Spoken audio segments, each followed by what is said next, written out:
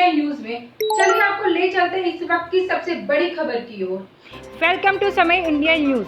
स्वागत है आपका हमारे चैनल समय इंडिया न्यूज में। चलिए आपको ले चलते वहीं इस वक्त की सबसे बड़ी खबर जो उत्तर प्रदेश के बलिया जिला के दुर्जनपुर गोली हत्याकांड से निकल के आ रही है।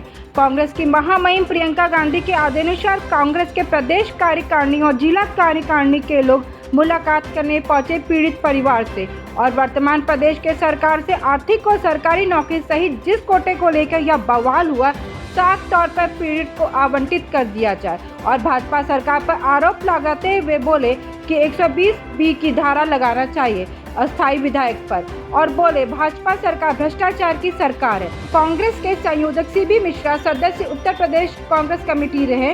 वहीं इस कार्यक्रम में रजनीकांत तिवारी, पारस वर्मा, रामाधार पांडे, बच्चा सिंह, रणजीत पाठक, प्रहलाद यादव, मुन्ना सिंह, ओम प्रकाश मौजूद रहे।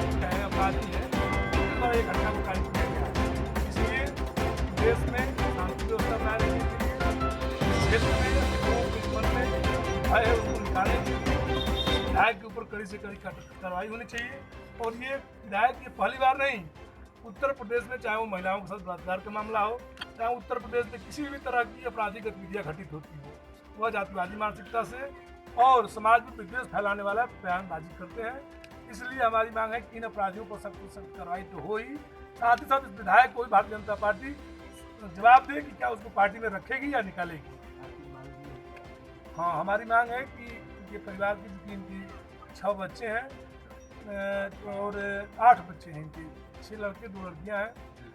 इनके परिवार को कम से कम 50 लाख रुपया दिया जाए और इनके सभी बच्चों को पढ़ाई लिखाई का जिम्मा सरकार उठाए, बेटियों की शादी ब्याह का जिम्मा उठाए। और कांग्रेस पार्टी हम लोग भी प्रयास करेंगे अपने दल के माध्यम से इनको जो राहत दिलाई जा सके हमारी पार्टी देगी। हमारी नेता प्रियंका गांधी ने इसीलिए हम लोगों को यहाँ पर भेजा है। का चेयरमैन हूँ कांग्रेस पार्टी का और आज हम लोग JP पाल जी के घर पे बैठे हैं जिसकी हत्या कुछ दिन पहले सामंती का दबंगों द्वारा कर दी गई थी। पूरे उत्तर प्रदेश में भय और जंगल राज कायम है। एक खुलेआम विधायक गुंडई करते हुए यह भाषा बोलता है कि एक पक्ष के साथ वो खड़ा नजर आ रहा है, जबकि जनप्रतिनिधि जब अपनी शपथ लेता है तो उसमें शपथ लेता है कि हम पूरे समाज के लिए और पूरे संविधान के लिए शपथ लेता है। इस परिवार को सुरक्षा दिया जाए। जो अपराधी खुलेआम अभी घूम रहे हैं, जो ये 6 नाम 7 नाम दर्ज है, कुछ उसमें भी घूम रहे हैं, उनको तत्काल गिरफ्तार किया जाए। और हमारी मांग है कि इस विधानसभा के विधायक पर भी 120 का दर्ज किया जाए ताकि इनको न्याय मिल सके, क्योंकि ये पूरा कहानी जो है ये राजनीतिक संरक्षण की है और विशेषकर इस विधायक के द्वारा पुष्पित पल्लवित जो गुंडे बेहद दुर्भाग्यपूर्ण और चिंतनीय है। उत्तर प्रदेश में जब से योगी आदित्यनाथ जी की सरकार बनी है, दलित, पिछड़े और जो माइनॉरिटी समाज के ऊपर जिस प्रकार से हमले हो रहे हैं और सरकार के संरक्षण में हो रहे हैं, ये हमला भी उसी की कड़ी का एक हिस्सा है।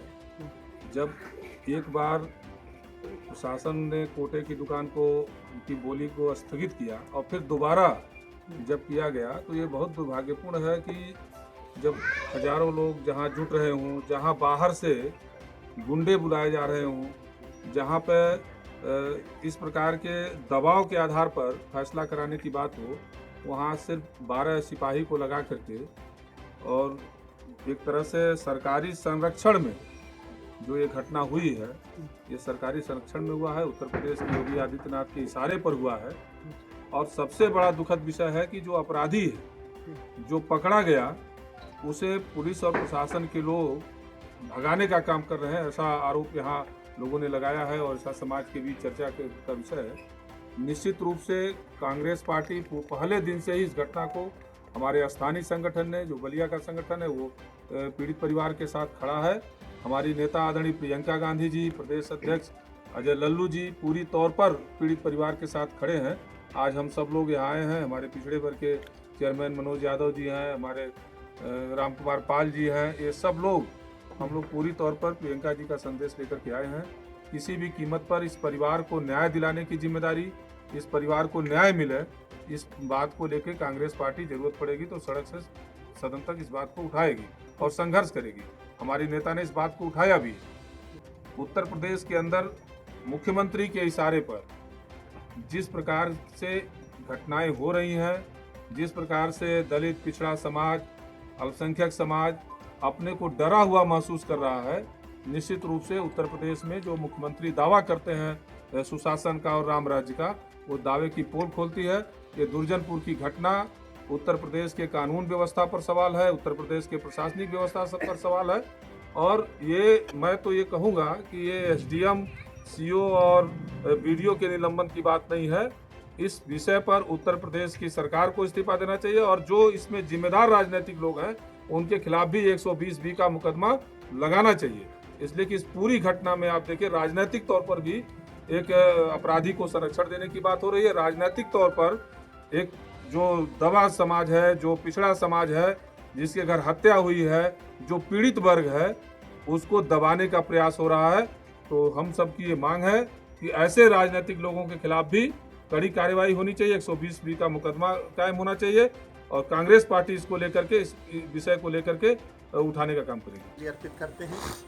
और ये कांग्रेस पार्टी, उस दिन भी मैंने कहा था कि जो जघन्य हत्या हुई है, और जघन्य हत्या में मैंने एक बात कही थी, आपको ध्यान होगा कि चूंकि ये सारी घटना पुलिस के सामने हुई है, सारी घटना एसडीएम के सामने हुई है, जो इस क्षेत्र का एसडीएम ने इस क्षेत्र का जिलाधिकारी माना जाता है, तो ये गवाह के रूप में ये ना खोजे प्रशासन के हम किसको गवाह रखेंगे, इन पुलिस अधिकारियों को ही गवाह के रूप में प्रस्तुत करना चाहिए, क्योंकि घटना इनके सामने की। इस प्रकार की अद्भुत घटना हमारे समय से उत्तर प्रदेश कहीं हिंदुस्तान में भी नहीं होगी कि जिस व्यक्ति को पुलिस पकड़ती है और चंद कदम पर ले जाकर के उसको भगाने का काम करती है। इससे शर्मनाक घटना की कांग्रेस पार्टी पूरी तरह से निंदा करती है और हम चट्टान की तरह से आपके साथ खड़े हैं। उस दिन में मैंने आपसे कहा था मित्रों, कांग्रेस पार्टी एक चट्टान के साथ खड़ी है। कांग्रेस पार्टी का काम ही है कि इस धरती पर चींटी से लेकर के हाथी के बीच में जितनी भी जानवर, जितनी भी लोग, जितनी भी जीवात्माएं पैदा होती हैं, उनको संरक्षण देना। और कांग्रेस पार्टी का मुख्य दायित्व है कि कतार के अंतिम व्यक्ति का भला करना। उस कतार के अंतिम व्यक्ति की तरफ हम आए हुए हैं और हम पुनः आपसे आश्वासन करते हैं, आश्वासन देते हैं। हमारे अधिकारियों ने हमारी बात को सुना, यहाँ पर आने का प्रयास किया, उनके प्रति हम आभार प्रकट करते हैं। और साथ ही मित्रों, पुनः उस मित्र आत्मा की तरफ प्रणाम करता हूँ, श्रद्धांजलि अर्पित करता हूँ। आज इस दिन आपकी 16वीं होगी, आप एकदम जिस दिन काम होगा उस दिन निश्चित रूप से हम लोग आपके पास एकदम मत घबराइए।